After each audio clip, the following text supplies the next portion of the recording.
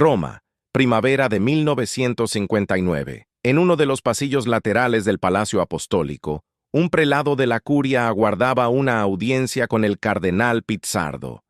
Entre sus manos, sostenía un informe sobre una realidad que comenzaba a multiplicarse en varias diócesis europeas.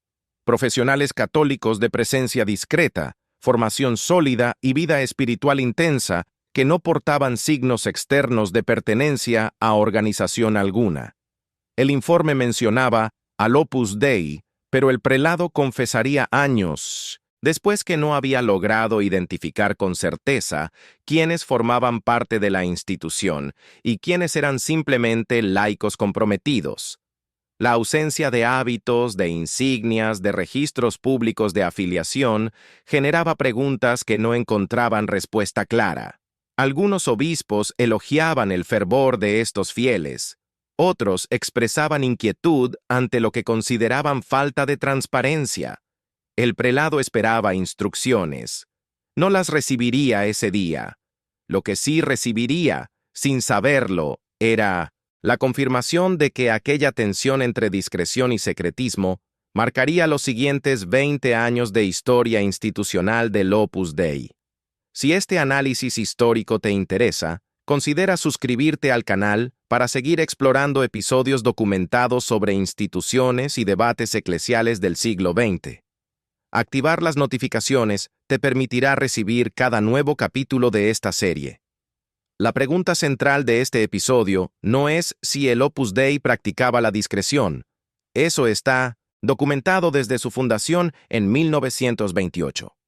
La pregunta es, ¿por qué esa misma discreción generó interpretaciones radicalmente opuestas durante las décadas de 1950 a 1970, tanto dentro de la Iglesia como en la sociedad civil? Para responder, es necesario situar la cuestión en su contexto histórico preciso.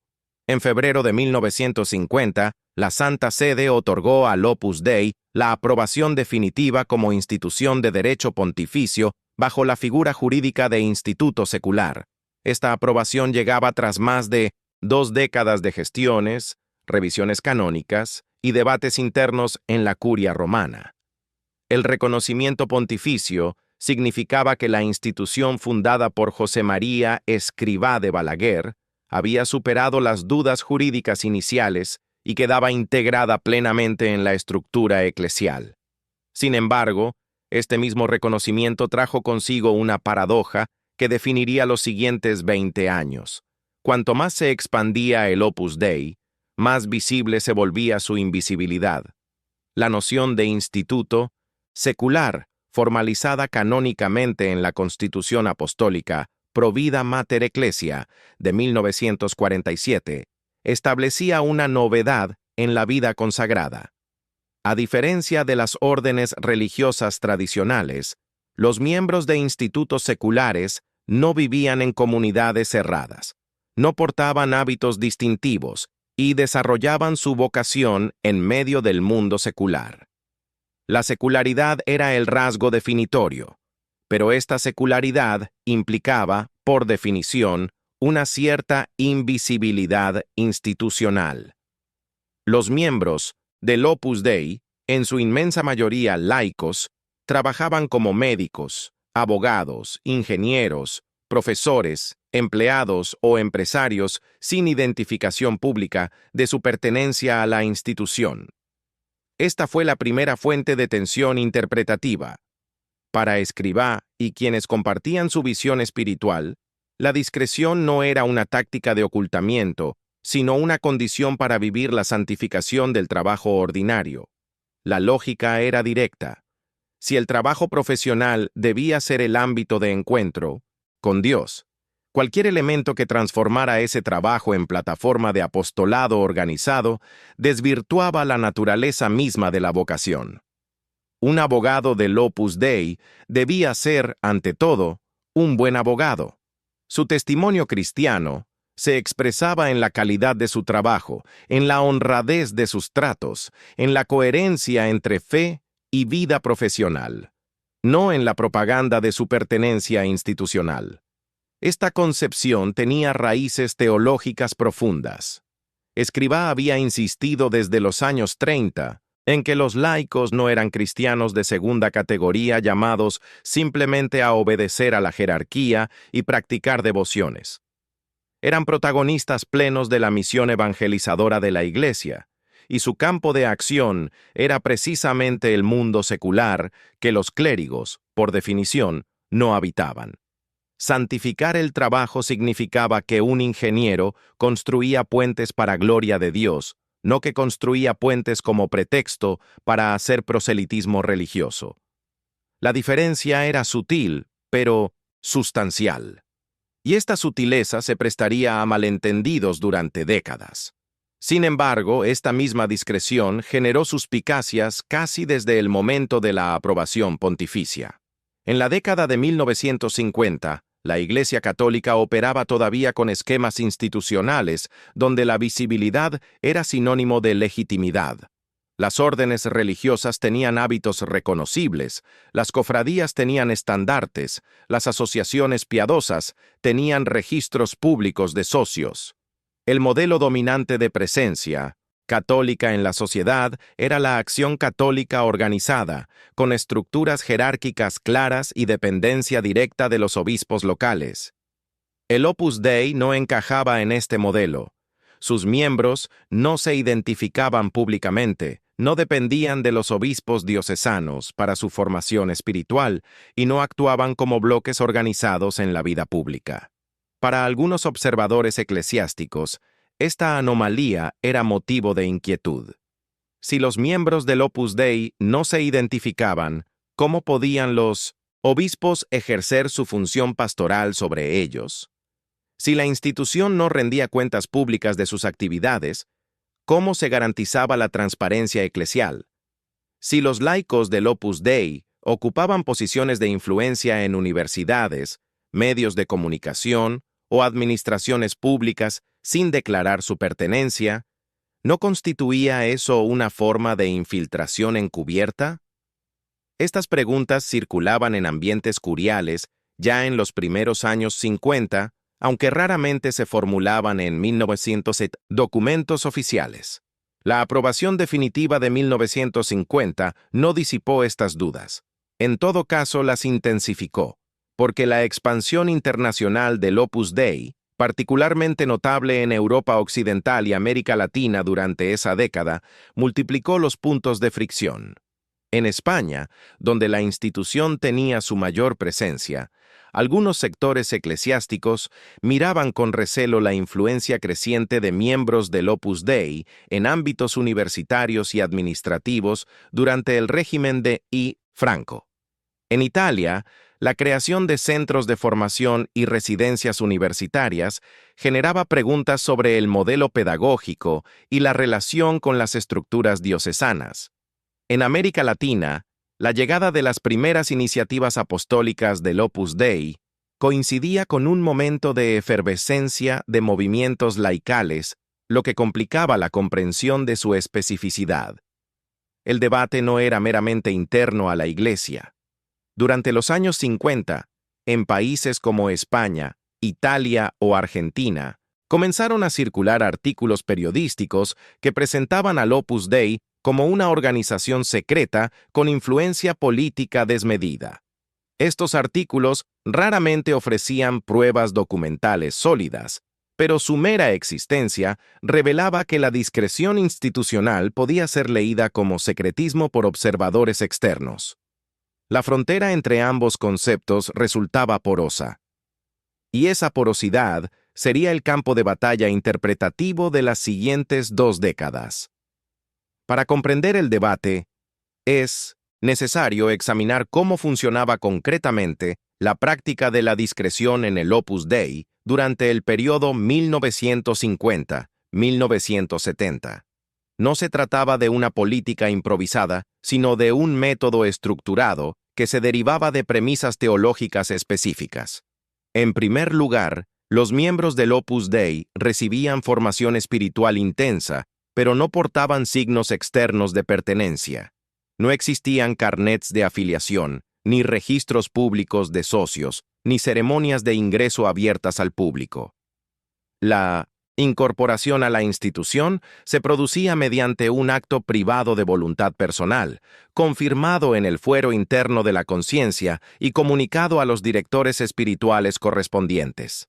Este modelo contrastaba radicalmente con el de las asociaciones católicas tradicionales, donde la afiliación era pública y a menudo solemne.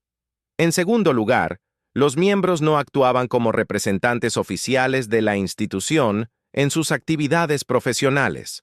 Un profesor universitario del Opus Dei no enseñaba en nombre del Opus Dei, sino en virtud de su competencia académica personal. Un periodista del Opus Dei no escribía artículos institucionales, sino piezas firmadas con su propio nombre y responsabilidad. Esta separación entre identidad personal y pertenencia institucional era coherente con la teología de la santificación del trabajo ordinario, pero resultaba desconcertante para quienes esperaban que las organizaciones católicas actuaran como tales en el espacio público. En tercer lugar, las obras corporativas del Opus Dei como universidades, colegios, centros de formación o residencias estudiantiles no exhibían el nombre de la institución de manera prominente. Podían tener patronatos civiles, fundaciones independientes o estructuras jurídicas autónomas.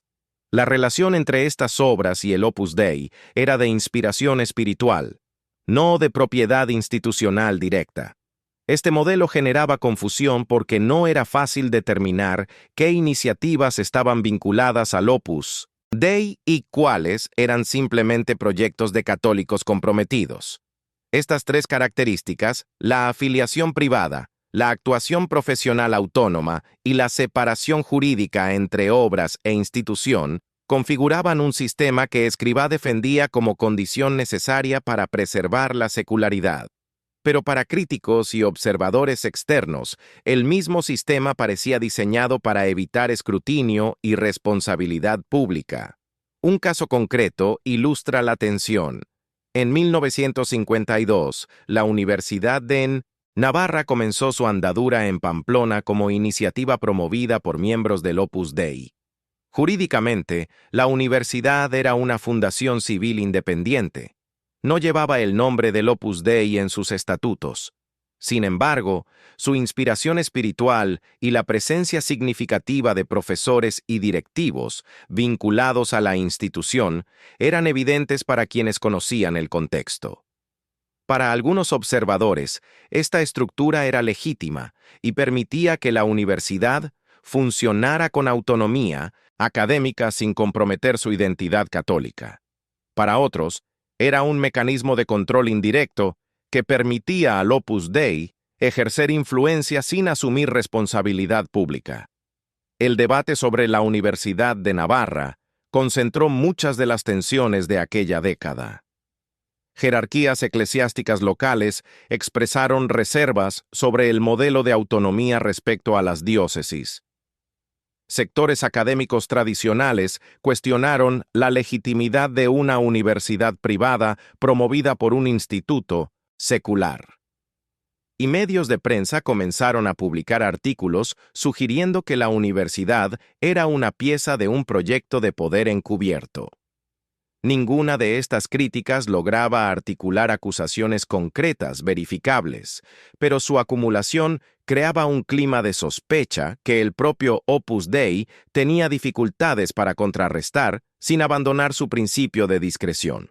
La mecánica de la discreción incluía también normas sobre la comunicación externa. Los miembros del Opus Dei recibían orientaciones para no hacer proselitismo agresivo, para no presentar la pertenencia a la institución como condición de amistad o colaboración profesional, y para respetar la libertad personal de quienes se acercaban a sus actividades formativas. Estas normas estaban documentadas en textos internos de formación que circulaban entre los miembros, pero que no se publicaban abiertamente. La existencia de este material interno no público alimentaba la percepción de que había enseñanzas secretas o directrices ocultas. En realidad, los contenidos de estos textos formativos no eran particularmente sorprendentes. Incluían orientaciones sobre vida de oración, práctica de virtudes, dirección espiritual y santificación del trabajo. Pero el hecho de que no fueran de dominio público generaba especulación. ¿Por qué un instituto secular aprobado por Roma no publicaba abiertamente sus métodos formativos? La respuesta oficial era que se trataba de material pedagógico interno, comparable a los manuales de formación de cualquier orden religiosa. Pero esta respuesta no satisfacía a quienes consideraban que la opacidad era sospechosa en sí misma. Durante los años 50, esta tensión se mantuvo en niveles manejables. El Opus Dei crecía, abría centros, formaba profesionales, pero lo hacía en un contexto eclesial todavía marcado por estructuras preconciliares donde la diversidad institucional era limitada y las preguntas sobre transparencia no tenían la urgencia que adquirirían después. Sin embargo, la década de 1960 traería cambios profundos que convertirían el debate sobre discreción y secretismo en una cuestión central de la percepción pública de la institución. El 11 de octubre de 1962, el Papa Juan XXIII inauguró el Concilio Vaticano II con un discurso que enfatizaba la necesidad de apertura de la Iglesia al mundo moderno. Aquel evento transformaría radicalmente el contexto eclesial en el que operaba el Opus Dei. No porque el concilio legislara específicamente sobre institutos seculares, el tema apenas fue tratado en las sesiones conciliares, sino porque el espíritu general del Vaticano II privilegiaba la transparencia, el diálogo y la colegialidad frente a modelos institucionales percibidos como cerrados o elitistas. El concilio promovió una eclesiología de comunión que subrayaba la igualdad fundamental de todos los bautizados y la corresponsabilidad en la misión de la Iglesia. Los documentos conciliares, particularmente Lumen Gentium y Apostolicam Actuositatem, enfatizaban la vocación universal a la santidad y el protagonismo de los laicos en la evangelización. Estas enseñanzas eran perfectamente coherentes con la teología que Escrivá había predicado desde 1928. De hecho, algunos observadores señalaron que el concilio había alcanzado las intuiciones fundacionales del Opus Dei sobre el laicado. Sin embargo, el clima postconciliar generó dinámicas que complicaban la posición del Opus Dei. La insistencia conciliar en la colegialidad episcopal, en la participación de los fieles en la vida de la Iglesia y en la renovación de estructuras institucionales creaba expectativas de transparencia que chocaban con la práctica de discreción. En los años inmediatamente posteriores al concilio, entre 1965 y 1970, surgieron voces dentro de la Iglesia que pedían mayor apertura informativa por parte de movimientos e instituciones laicales. El Opus Dei se encontró en el centro de estas demandas. Un episodio concreto ilustra la nueva dinámica. En 1966, durante una sesión del Sínodo de Obispos en Roma, algunos prelados plantearon preguntas sobre el funcionamiento de los institutos seculares y su relación con las diócesis locales. Aunque no se mencionó explícitamente al Opus Dei, los comentarios reflejaban inquietudes que varios obispos habían expresado privadamente sobre la autonomía de la institución respecto a las estructuras diocesanas. La cuestión era delicada. El Estatuto de Derecho Pontificio otorgaba al Opus Dei una dependencia directa de la Santa Sede, no de los obispos locales. Esto era jurídicamente legítimo, pero en el nuevo clima de colegialidad episcopal generaba fricciones. Algunos obispos argumentaban que los institutos seculares, al operar en territorios diocesanos, debían rendir cuentas a los ordinarios locales sobre sus actividades formativas y apostólicas. Otros defendían que la aprobación pontificia otorgaba autonomía legítima y que pretender subordinar estos institutos a cada obispo local contradecía su naturaleza jurídica. El debate no se resolvió en el sínodo, pero quedó claro que el modelo de autonomía institucional del Opus Dei sería objeto de escrutinio creciente en los años siguientes. El clima postconciliar también trajo una proliferación de publicaciones críticas sobre el Opus Dei en medios católicos progresistas. Revistas teológicas, boletines diocesanos y editoriales religiosas comenzaron a publicar artículos cuestionando la compatibilidad entre el espíritu del Vaticano II y ciertas prácticas de la institución. Las críticas se centraban en tres aspectos: la supuesta falta de transparencia sobre el número y la identidad de los miembros, la ausencia de mecanismos de participación democrática en la gobernanza interna, y la percepción de elitismo en la selección de candidatos para la admisión. Estas críticas reflejaban preocupaciones reales, pero también malentendidos sobre la naturaleza jurídica y espiritual de un instituto secular. La falta de transparencia sobre el número de miembros no era específica del Opus Dei. La mayoría de las órdenes religiosas y congregaciones no publicaban censos detallados de sus integrantes. La ausencia de mecanismos democráticos respondía al modelo de gobierno espiritual tradicional en la vida consagrada, donde la autoridad se ejercía por designación, no por elección popular. Y la selectividad en la admisión era común a todas las formas de vida consagrada, que por definición requieren discernimiento vocacional. Pero el contexto importaba. En los años 60, el lenguaje eclesial se había desplazado hacia la participación, la consulta y la apertura. Instituciones que operaban con modelos tradicionales de autoridad y discreción eran vistas con sospecha por sectores que interpretaban el Vaticano II como una revolución democrática en la Iglesia. El Opus Dei, con su estructura jerárquica, su práctica de discreción y su perfil institucional poco convencional, se convirtió en blanco fácil de estas críticas. Un dato significativo. En 1968, en pleno auge de los movimientos estudiantiles y las contestaciones generacionales, varios exmiembros del Opus Dei comenzaron a publicar testimonios críticos sobre su experiencia en la institución. Estos testimonios, que aparecieron en revistas y libros en España, Italia y otros países, describían un ambiente formativo rígido, prácticas de dirección espiritual invasivas y presiones psicológicas para mantener la pertenencia en secreto ante familiares y amigos.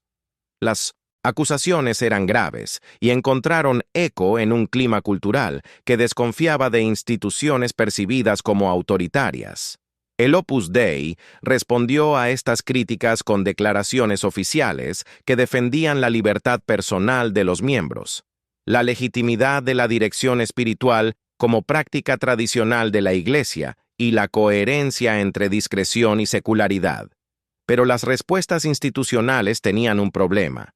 Para desmentir acusaciones específicas, la institución habría tenido que revelar detalles sobre su funcionamiento interno que consideraba incompatibles con su naturaleza discreta.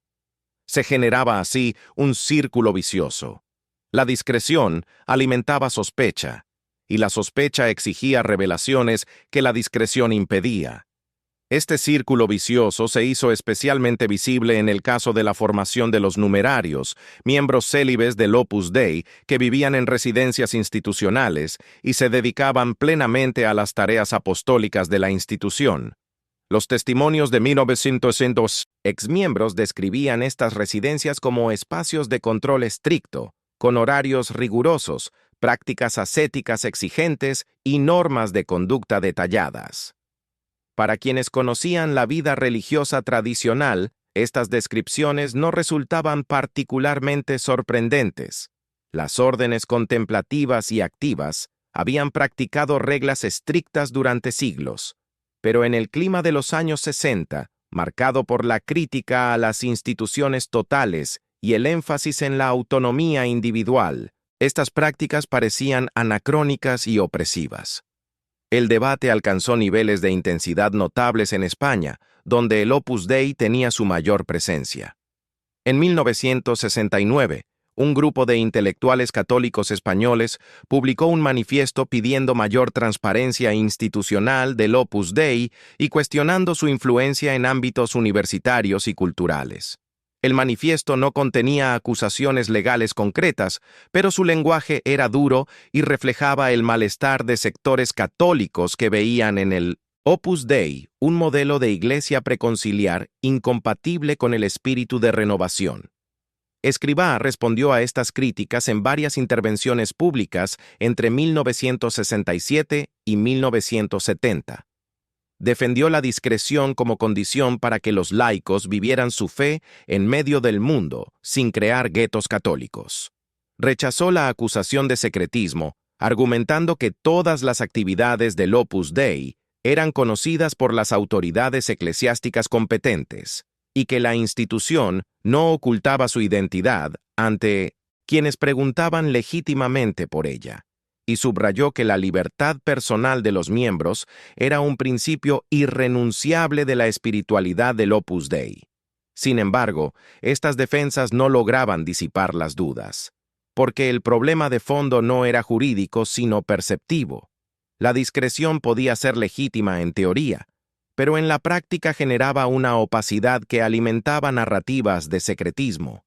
Y estas narrativas, una vez instaladas en el imaginario colectivo, resultaban muy difíciles de desmontar. Durante el periodo 1950-1970, convivieron dos interpretaciones radicalmente opuestas sobre la naturaleza de la discreción en el Opus Dei. Estas interpretaciones no eran meramente académicas. Tenían consecuencias prácticas en la percepción pública de la institución y en su relación con estructuras eclesiales y civiles.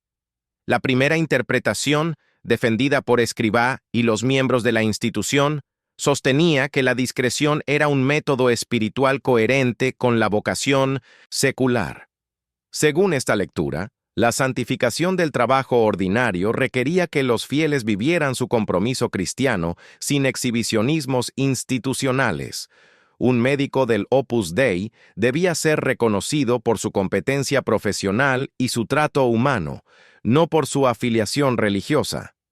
Esta interpretación subrayaba que la discreción protegía la libertad personal de los miembros, evitaba la instrumentalización política de la fe y permitía que el testimonio cristiano se expresara en la calidad del trabajo, no en la propaganda institucional. Esta lectura tenía fundamentos teológicos sólidos. La tradición espiritual cristiana había enfatizado desde los primeros siglos la importancia de la humildad y el rechazo de la vanagloria. La práctica de las buenas obras en secreto, sin buscar reconocimiento público, tenía raíces evangélicas directas. Escrivá conectaba la discreción del Opus Dei con esta tradición, presentándola como una forma de vivir el mandato de Cristo de no hacer sonar trompetas al dar limosna. La diferencia era que esta discreción no se aplicaba solo a actos de caridad individuales, sino a la pertenencia institucional misma. Los defensores de esta interpretación argumentaban que el problema no estaba en la discreción del Opus Dei, sino en las expectativas irreales de quienes esperaban que todas las organizaciones católicas funcionaran con el modelo de visibilidad pública de las asociaciones tradicionales. Señalaban que la Iglesia había aprobado la figura jurídica de los institutos seculares precisamente para reconocer formas de vida consagrada que no requerían visibilidad externa. Y recordaban que la secularidad implicaba, por definición, no separarse del mundo mediante signos distintivos. La segunda interpretación, sostenida por críticos dentro y fuera de la Iglesia, leía la discreción como secretismo estratégico. Según esta lectura, la práctica de no identificar públicamente a los miembros del Opus Dei permitía que la institución ejerciera influencia en ámbitos universitarios, mediáticos, políticos y económicos sin asumir responsabilidad pública por esa influencia. Esta interpretación subrayaba que la opacidad sobre la pertenencia institucional dificultaba el escrutinio legítimo, impedía evaluar conflictos de interés y creaba redes de solidaridad encubiertas que operaban al margen de los mecanismos normales de rendición de cuentas. Esta lectura también tenía fundamentos en observaciones empíricas. Durante los años 50 y 60, era verificable que miembros del Opus Dei ocupaban posiciones significativas en universidades, ministerios y empresas sin que su pertenencia institucional fuera de conocimiento público. Era verificable que existían mecanismos de apoyo mutuo entre miembros que podían traducirse en ventajas profesionales. Y era verificable que la institución no publicaba información detallada sobre su estructura, su financiación o su presencia en diferentes sectores sociales. Los críticos argumentaban que esta opacidad no era casual, sino estratégica. Permitía que el Opus Dei cultivara élites profesionales con formación espiritual intensa y vínculos institucionales fuertes, sin que estas élites fueran reconocidas como tales en el espacio público. Esta lectura conectaba la discreción con proyectos de influencia social que, aunque legítimos desde el punto de vista de la libertad religiosa, deberían ser transparentes en sociedades democráticas. Un caso específico permite visualizar el choque entre ambas interpretaciones. En 1965, el gobierno español nombró a varios ministros que eran conocidos en círculos eclesiásticos como miembros o cercanos al Opus Dei. Estos nombramientos generaron intenso debate público. Para los defensores de la institución, se trataba simplemente de profesionales competentes que habían sido seleccionados por sus méritos, y su eventual pertenencia al Opus Dei era irrelevante para sus funciones públicas. Para los críticos, se trataba de una operación de infiltración, política facilitada por la opacidad sobre la pertenencia institucional. El debate no podía resolverse porque las dos lecturas partían de premisas incompatibles sobre la relación entre identidad religiosa y actuación pública. Para la primera lectura, separar la pertenencia institucional de la actuación profesional era condición de secularidad legítima. Para la segunda lectura, esa misma separación era un mecanismo de opacidad que impedía evaluar conflictos de interés.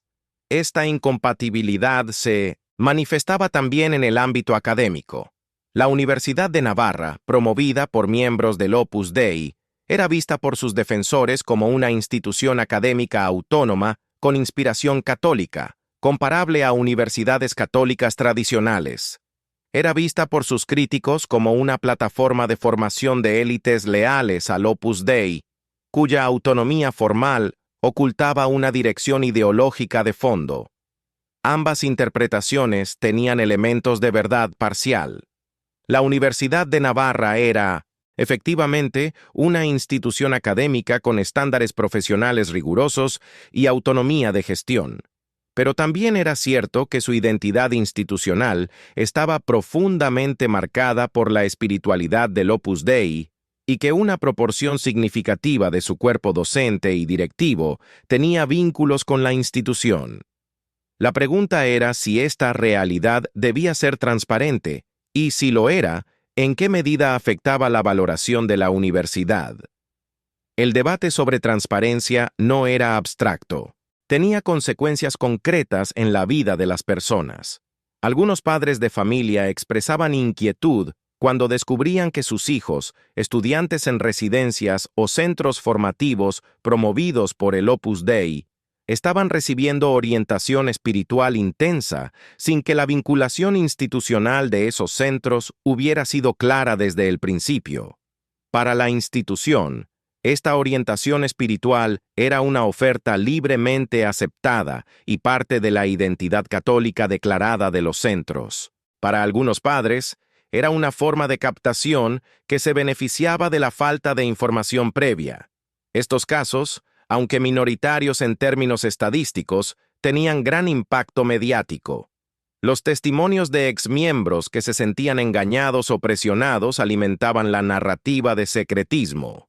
Y la dificultad del Opus Dei para responder públicamente a estas acusaciones, sin comprometer su práctica de discreción, reforzaba la percepción de opacidad. Durante los años 60, esta tensión entre las dos interpretaciones se agudizó. El Concilio Vaticano II había generado expectativas de renovación y transparencia que chocaban con prácticas institucionales tradicionales. El clima cultural de la época, marcado por movimientos de contestación y crítica a las instituciones, amplificaba cualquier sospecha de autoritarismo u opacidad. Y la expansión internacional del Opus Dei multiplicaba los puntos de contacto, y con ellos las oportunidades de malentendidos y conflictos.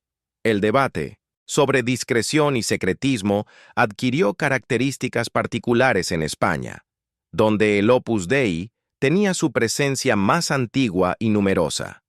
El contexto del régimen de Franco complicaba extraordinariamente la cuestión, porque la discreción institucional se desarrollaba en un ambiente político donde la opacidad era norma y donde las relaciones entre Iglesia y Estado estaban profundamente entrelazadas. Durante los años 50, el régimen franquista atravesaba una fase de consolidación institucional. La firma del concordato con la Santa Sede en 1953 había dado legitimidad internacional al régimen y reforzado el papel de la Iglesia Católica en la vida pública española. En este contexto, la presencia de católicos comprometidos en posiciones de responsabilidad administrativa era vista como natural por el régimen y por sectores de la jerarquía eclesiástica.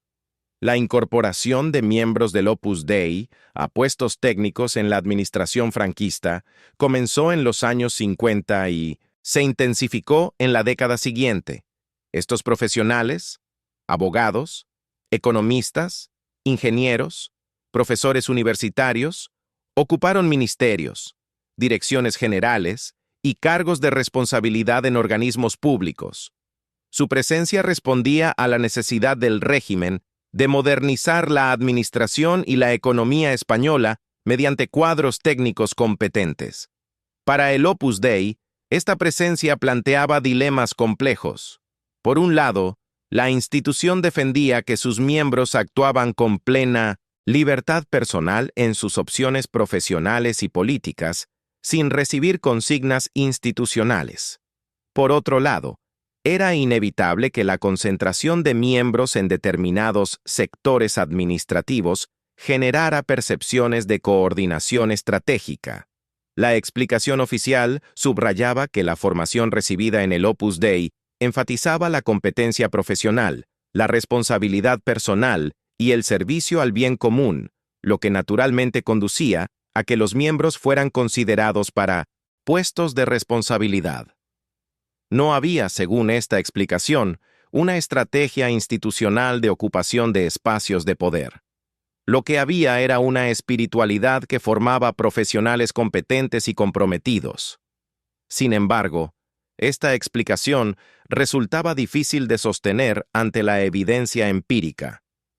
A mediados de los años 60, era innegable que varios ministros y un número significativo de altos funcionarios del régimen franquista tenían vínculos con el Opus Dei. Esta realidad generaba dos lecturas opuestas. Para los defensores, se trataba de un reconocimiento del mérito profesional de personas formadas en valores de servicio y competencia técnica. El hecho de que compartieran una espiritualidad común no implicaba que actuaran como bloque político. De hecho, existían diferencias políticas y técnicas entre ellos en cuestiones específicas de gestión pública. Para los críticos, la concentración de miembros del Opus Dei en el gobierno constituía una operación de penetración política facilitada por la discreción institucional.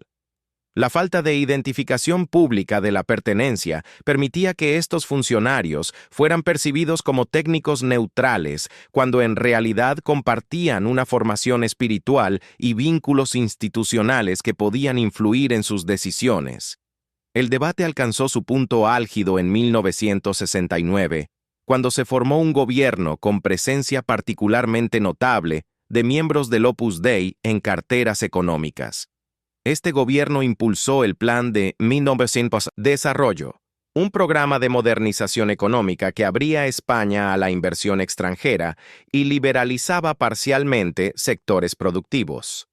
Las reformas fueron técnicamente exitosas y aceleraron el crecimiento económico español, pero también generaron tensiones políticas con sectores falangistas del régimen que veían en ellas una amenaza a los principios del nacionalsindicalismo. El conflicto entre sectores del régimen se tradujo en una campaña mediática contra el Opus Dei. Periódicos vinculados a la Falange publicaron artículos acusando a la institución de constituir una masonería blanca que buscaba controlar el Estado desde dentro. Las acusaciones eran infundadas y reflejaban más bien disputas de poder dentro del franquismo que críticas fundamentadas sobre el Opus Dei. Pero el lenguaje de secretismo y conspiración encontró eco en sectores amplios de la opinión pública española. Esta campaña tuvo consecuencias paradójicas. Por un lado, reforzó la percepción de secretismo al asociar al Opus Dei con tramas de poder oculto. Por otro lado, obligó a la institución a salir parcialmente de su discreción para defenderse públicamente. En 1966, Escrivá concedió una entrevista extensa al diario francés Le Figaro, en la que explicó la naturaleza espiritual del Opus Dei y rechazó acusaciones de sectarismo o secretismo. La entrevista fue un intento de contrarrestar narrativas hostiles mediante transparencia informativa. Sin embargo, la entrevista reveló también los límites de la transparencia compatible con la discreción institucional. Escrivá explicó los principios generales de la espiritualidad del Opus Dei, pero no proporcionó datos estadísticos sobre el número de miembros, ni detalles sobre la estructura de gobierno, ni información sobre la financiación de obras corporativas.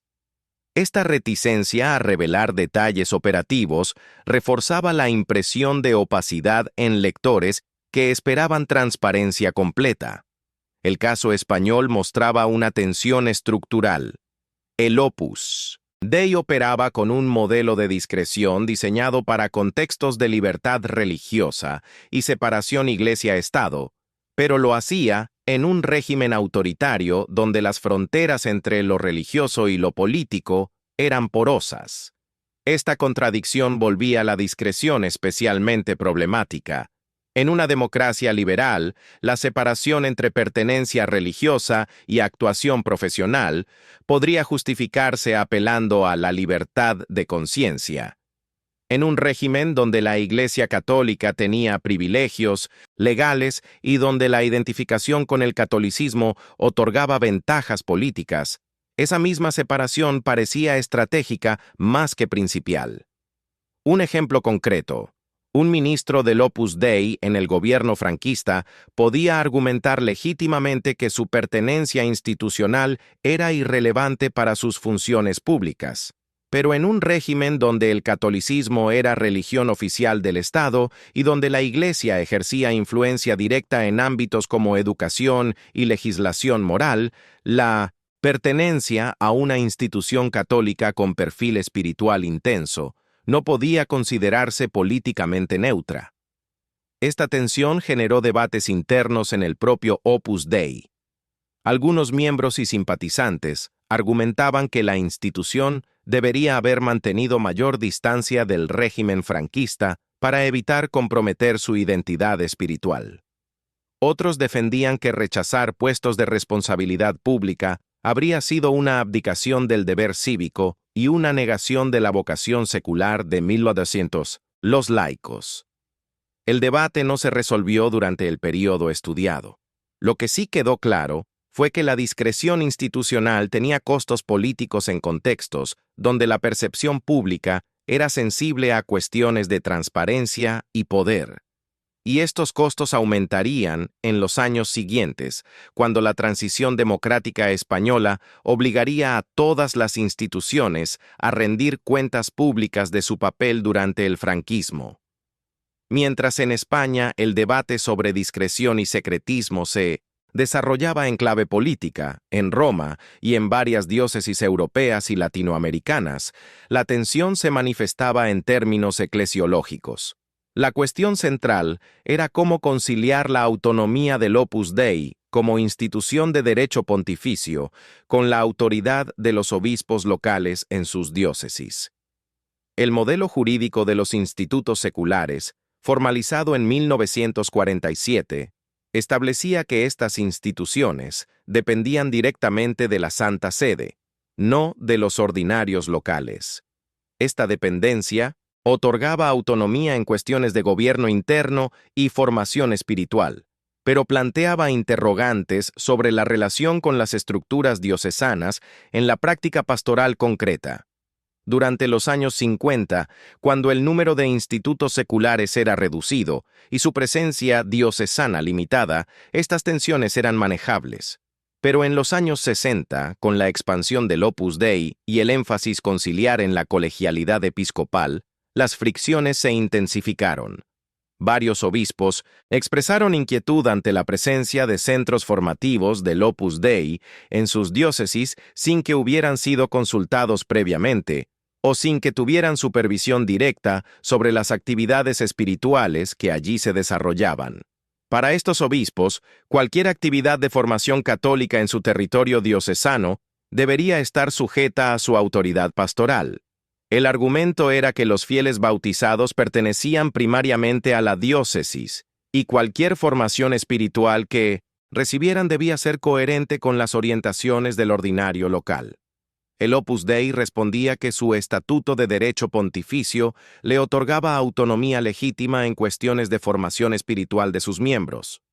Los centros de formación no eran parroquias ni competían con estructuras diocesanas.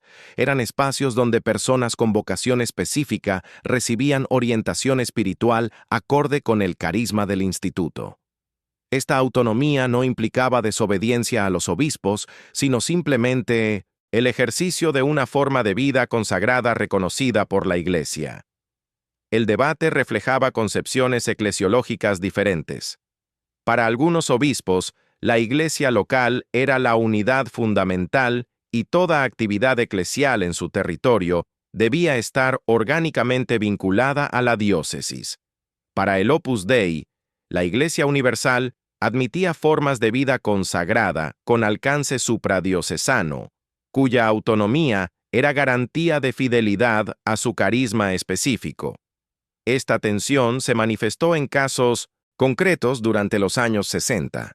En algunas diócesis, obispos solicitaron información detallada sobre el número de miembros del Opus Dei en su territorio, sobre las actividades de los centros de formación y sobre la identidad de los directores espirituales. El Opus Dei proporcionaba información general, pero se resistía a revelar datos que consideraba protegidos por el fuero interno de la conciencia, como la identidad específica de todos los miembros. Esta resistencia generaba malestar. Desde Minu, la perspectiva de algunos obispos, la negativa a proporcionar información completa era señal de falta de transparencia y de resistencia a la autoridad episcopal. Desde la perspectiva del Opus Dei, revelar la identidad de todos los miembros habría violado su principio de discreción y habría transformado la pertenencia institucional en un dato público, contradiciendo la naturaleza secular del instituto. Un caso documentado ocurrió en 1967 en una diócesis italiana, donde el obispo local expresó reservas sobre la apertura de una residencia universitaria promovida por miembros del Opus Dei. El obispo solicitó garantías de que la formación espiritual ofrecida en la residencia sería coherente con las directrices diocesanas y pidió que la vinculación con el Opus Dei fuera claramente comunicada a los estudiantes y sus familias.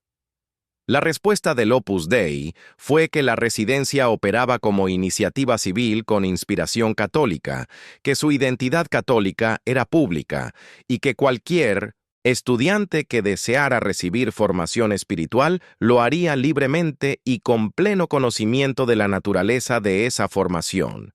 Pero el obispo consideró que esta respuesta no aclaraba suficientemente la relación institucional entre la residencia y el Opus Dei. El conflicto se resolvió mediante mediación de la Nunciatura Apostólica, que confirmó la legitimidad jurídica de la autonomía del Opus Dei, pero recomendó mayor comunicación con el ordinario local para evitar malentendidos.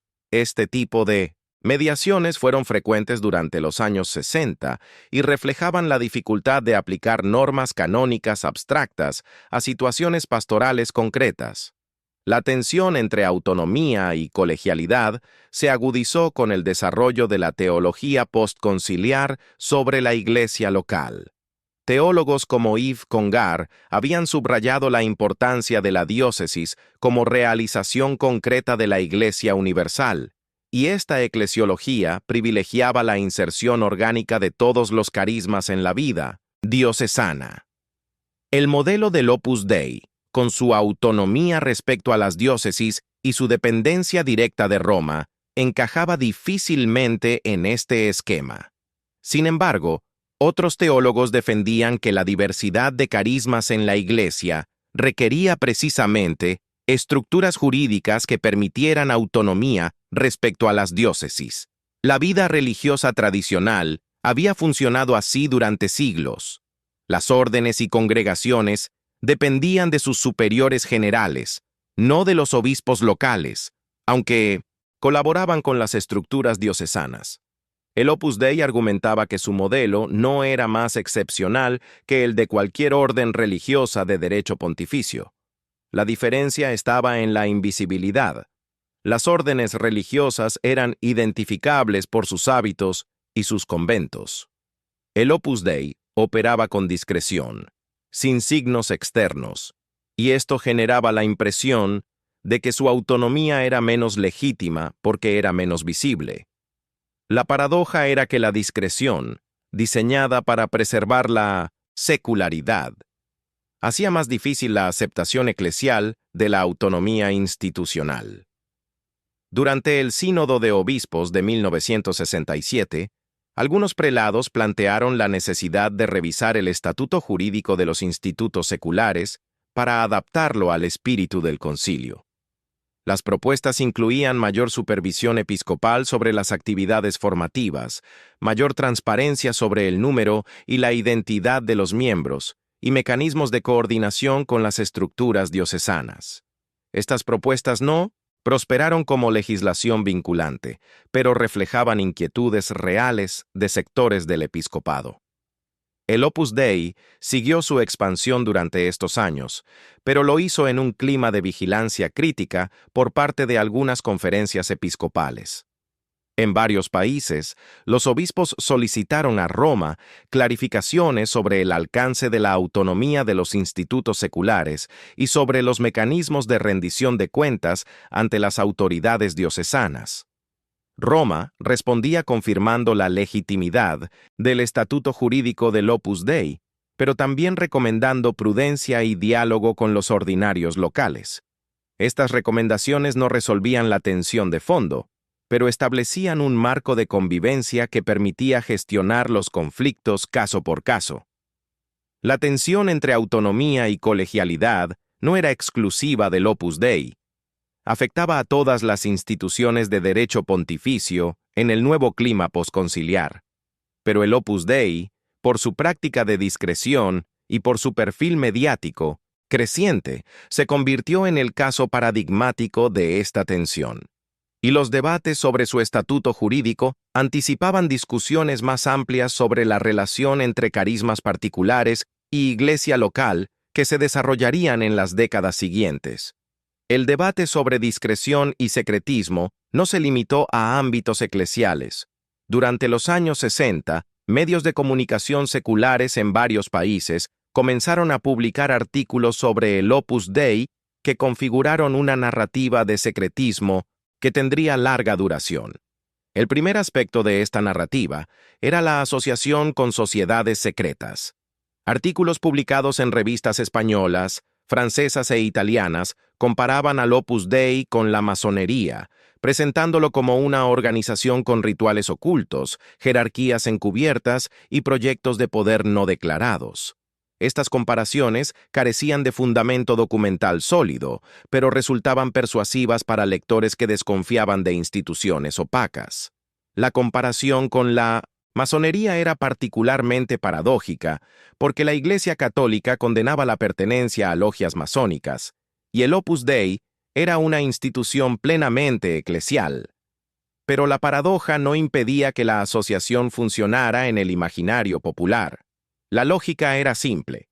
Si una organización no revela públicamente la identidad de sus miembros, debe tener algo que ocultar.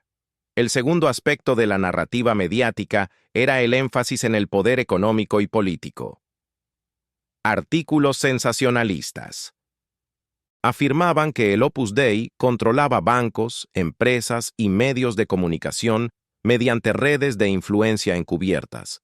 Estas afirmaciones raramente proporcionaban pruebas verificables, pero su acumulación creaba la impresión de una organización con recursos vastos y objetivos poco claros.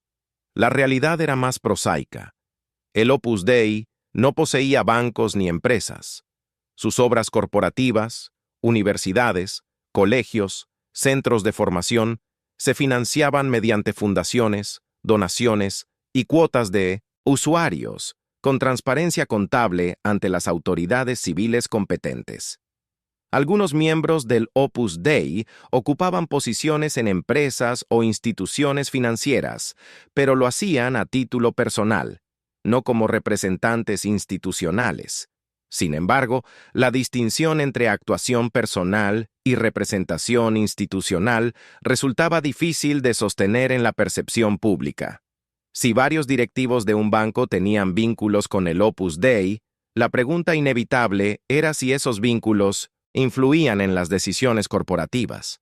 Y la respuesta institucional de que los miembros actuaban con plena libertad personal no satisfacía a quienes sospechaban coordinación estratégica. El tercer aspecto de la narrativa mediática era la denuncia de prácticas de captación. Testimonios de exmiembros describían procesos de reclutamiento que comenzaban con invitaciones amistosas a actividades culturales o deportivas, continuaban con ofertas de orientación espiritual y culminaban con propuestas de incorporación a la institución. Los críticos presentaban este proceso como manipulación psicológica que ocultaba la naturaleza institucional de las relaciones hasta que la persona estaba emocionalmente vinculada. El Opus Dei respondía que este proceso era simplemente acompañamiento espiritual gradual, comparable al practicado por cualquier orden religiosa. Nadie se incorporaba a la institución sin conocer su naturaleza y sin tomar una decisión libre y consciente. Pero los críticos argumentaban que la progresividad del proceso y la falta de identificación institucional inicial constituían una forma de captación encubierta. Estos tres aspectos, la asociación con sociedades secretas, el énfasis en el poder económico y la denuncia de prácticas de captación, configuraron una narrativa de secretismo que se consolidó durante los años 60 y que perduraría décadas. Esta narrativa tenía elementos de verdad mezclados con exageraciones y distorsiones, lo que la hacía difícil de desmontar. Un caso mediático concreto ilustra la dinámica. En 1969, una revista francesa publicó un reportaje titulado El Opus Dei, Sociedad Secreta de la Iglesia. El reportaje combinaba información factual sobre la historia y expansión del Opus Dei con especulaciones sobre su influencia política en España y sobre supuestos rituales secretos. Las especulaciones se presentaban como revelaciones de fuentes anónimas que habían tenido acceso a información interna. El Opus Dei respondió con una carta al director de la revista refutando las acusaciones más graves y ofreciendo documentación sobre su estatuto jurídico y su naturaleza espiritual. La carta explicaba que los institutos seculares no eran sociedades secretas, sino formas de vida consagrada reconocidas por la Iglesia, y que la discreción sobre la pertenencia de los miembros respondía a la naturaleza secular, no a intenciones ocultas. Sin embargo, la carta tuvo impacto limitado. Los lectores de la revista que habían leído el reportaje inicial raramente leyeron la refutación. Y cuando lo hicieron, la dinámica psicológica de confirmación de sesgo operaba a favor de la narrativa inicial. Es más fácil creer una acusación sensacional que una refutación técnica sobre estatutos jurídicos. Este patrón se repitió en múltiples países durante los años 60. Medios publicaban acusaciones, el Opus Dei refutaba, pero la refutación no alcanzaba la misma audiencia que la acusación inicial. El resultado neto era una percepción pública, crecientemente negativa que se alimentaba de sí misma. La construcción mediática del secretismo tuvo consecuencias prácticas. En algunas universidades, estudiantes organizaron protestas contra la presencia de residencias o centros vinculados al Opus Dei, exigiendo transparencia sobre su financiación y sus métodos formativos. En algunos países, autoridades civiles solicitaron información sobre las actividades de la institución, preocupadas por posibles violaciones de normativas sobre asociaciones. Estas presiones obligaron al Opus Dei a aumentar su comunicación externa, publicando folletos informativos, concediendo entrevistas y organizando jornadas de puertas abiertas en sus centros. Estas iniciativas representaban un paso hacia mayor transparencia, pero también implicaban una tensión con el principio de discreción.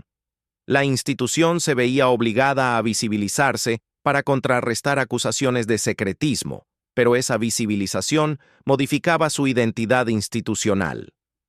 La tensión entre mantener la discreción fundacional y responder a demandas de transparencia pública se convertiría en un dilema permanente para el Opus Dei en las décadas siguientes.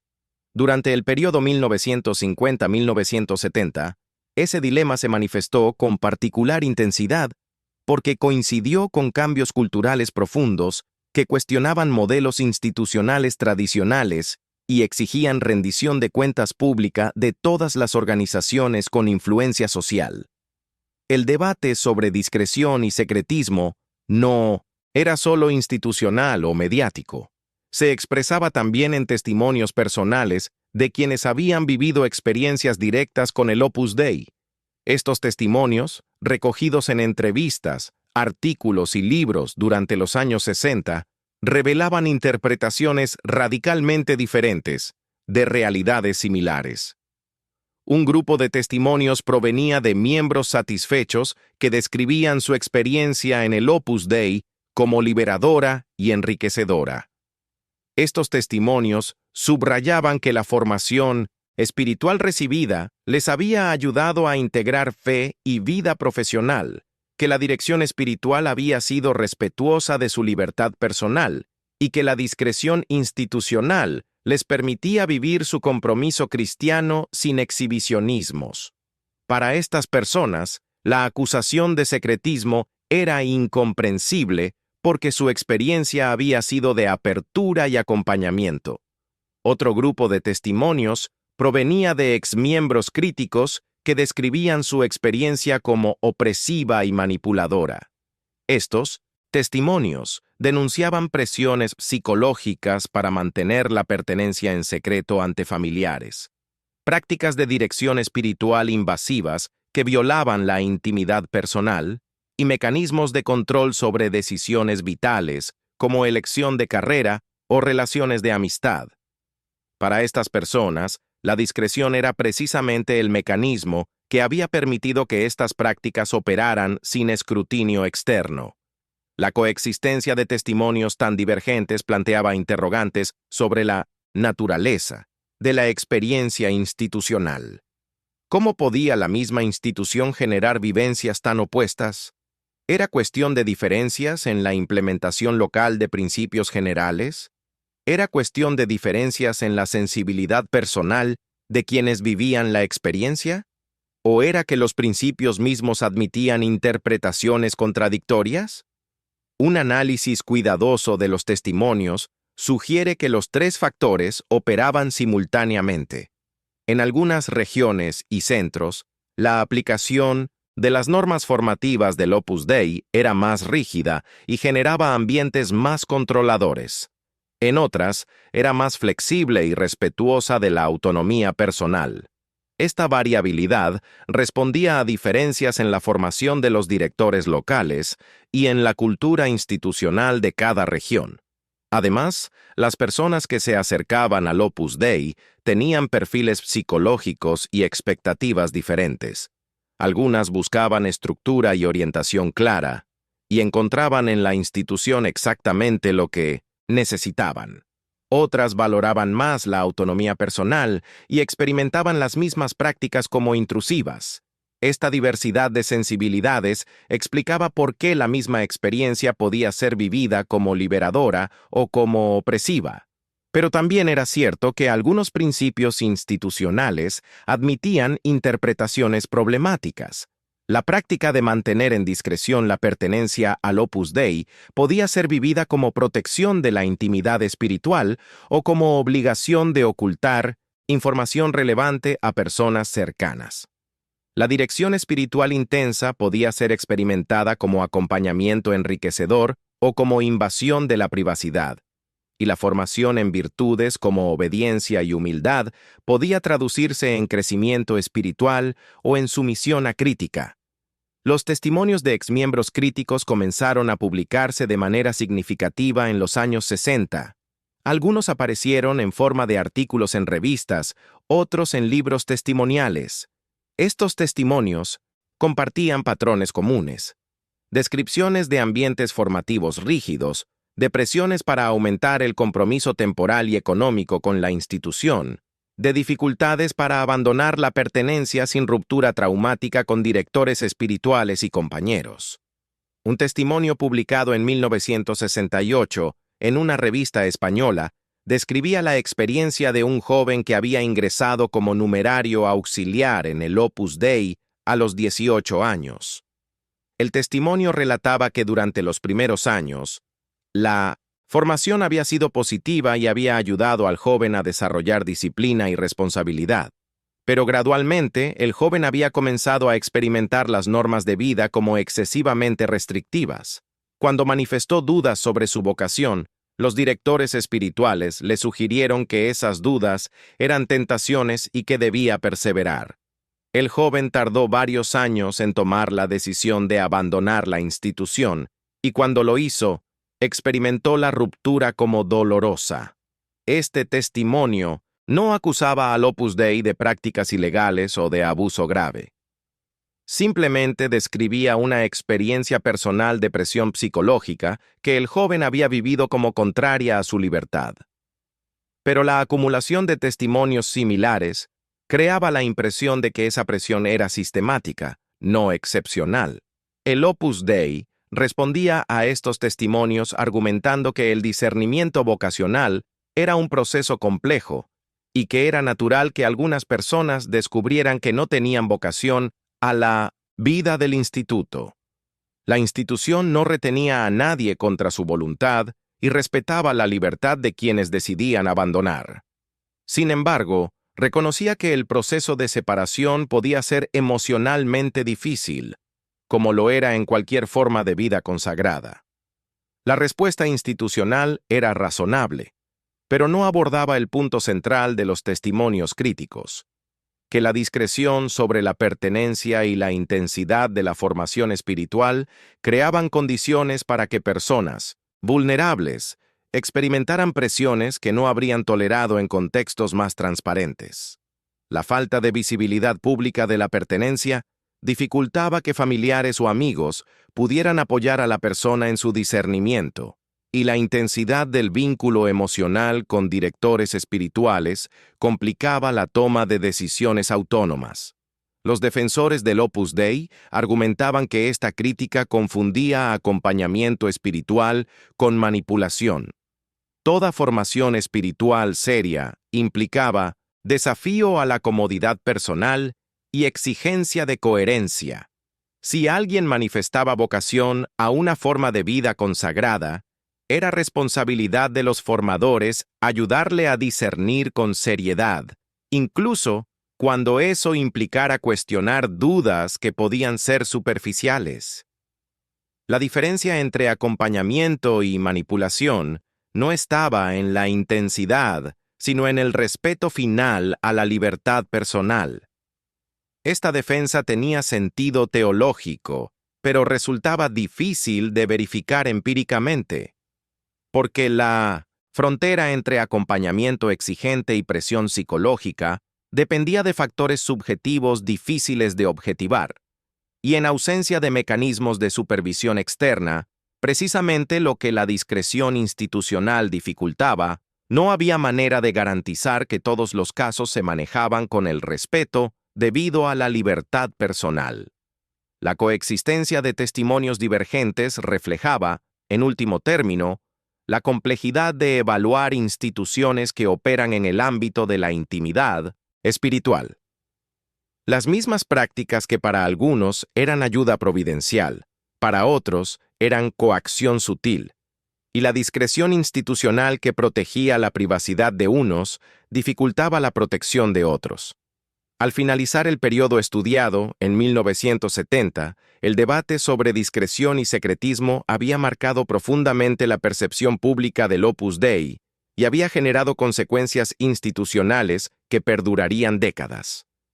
La primera consecuencia fue la polarización de opiniones. Durante las 2 décadas analizadas, se consolidaron 2 campos interpretativos irreconciliables. Por un lado, defensores convencidos de que el Opus Dei era una institución legítima y valiosa cuya discreción respondía a principios espirituales sólidos. Por otro lado, críticos persuadidos de que la institución operaba con secretismo estratégico y generaba dinámicas de poder opacas. Esta polarización dificultaría cualquier debate sereno sobre la institución en las décadas siguientes.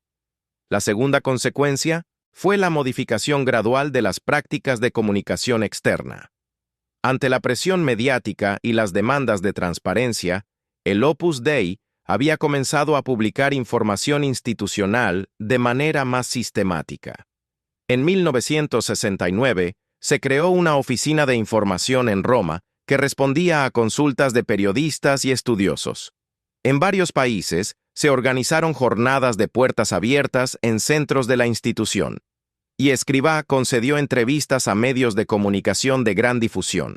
Estas iniciativas representaban un cambio significativo respecto a la práctica de discreción estricta de las primeras décadas.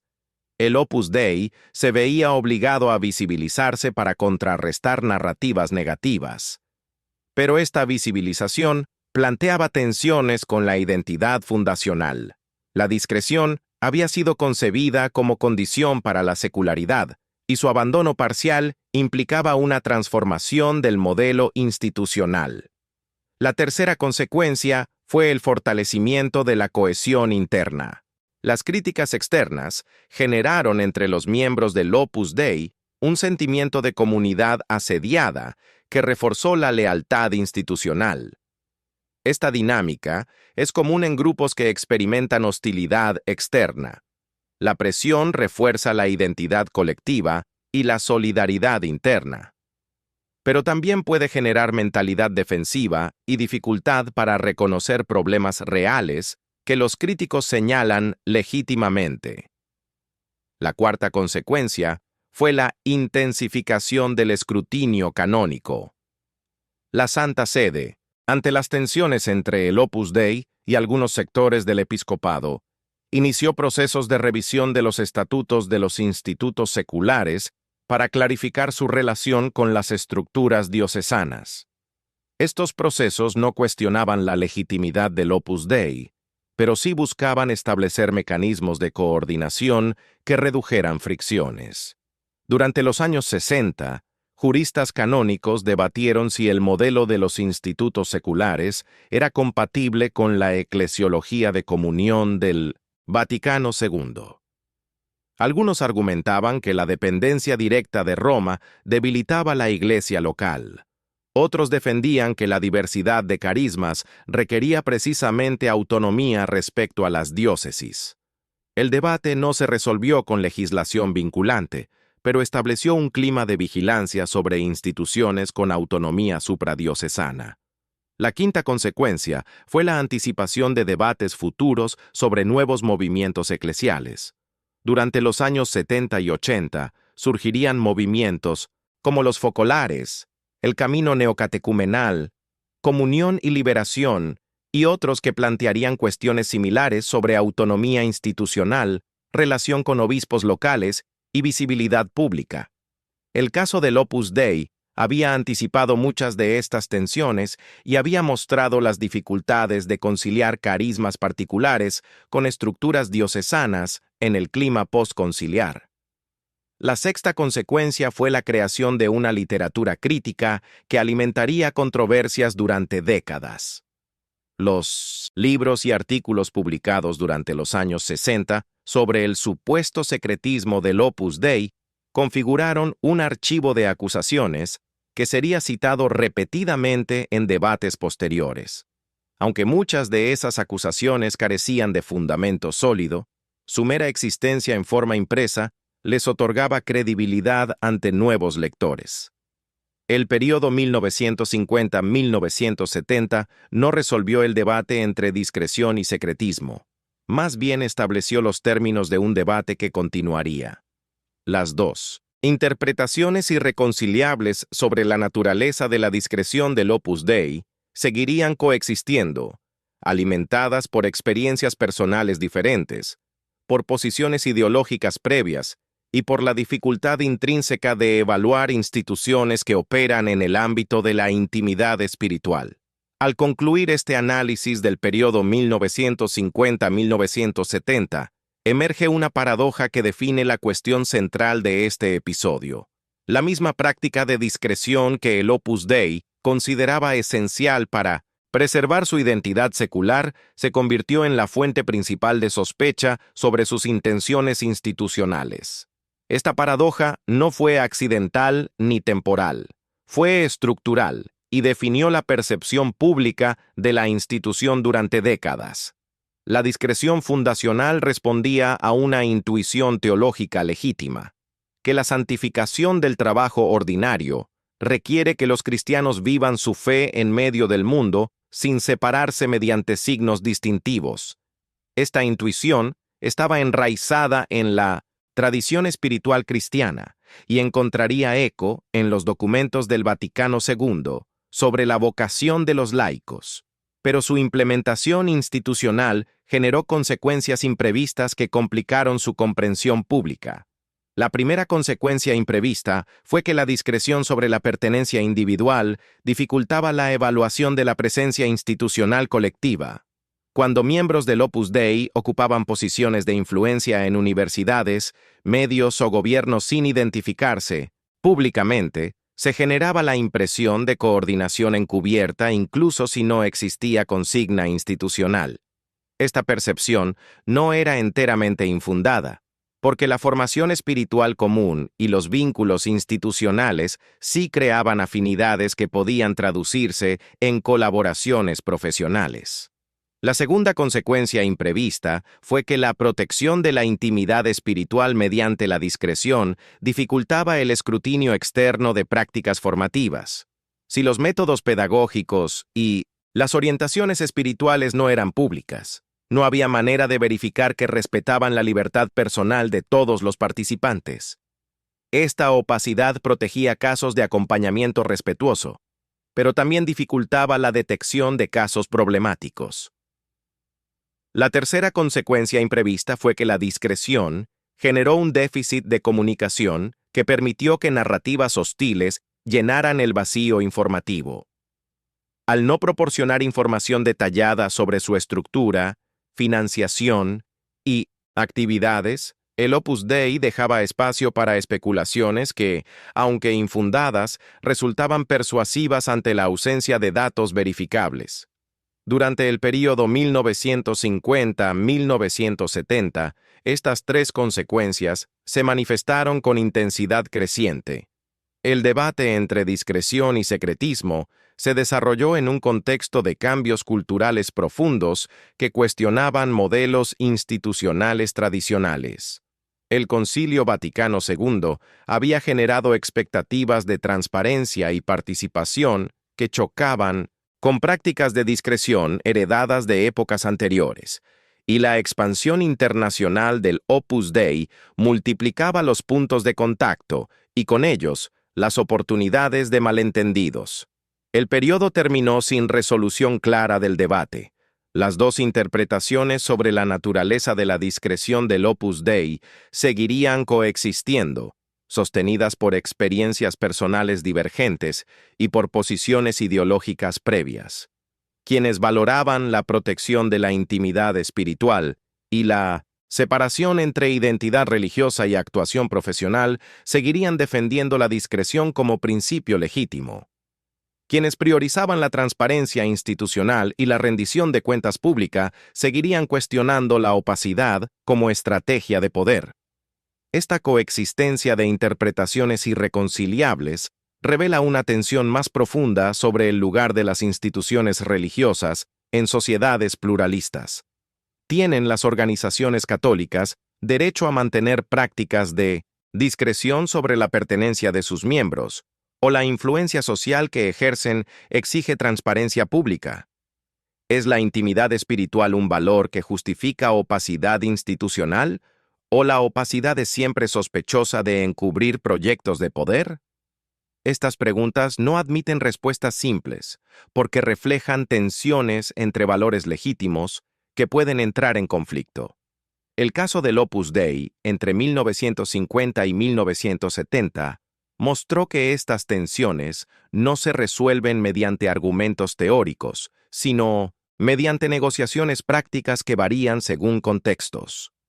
En sociedades donde la libertad religiosa está consolidada y las instituciones religiosas no ejercen poder político directo, la discreción sobre la pertenencia puede ser tolerada como expresión legítima de pluralismo.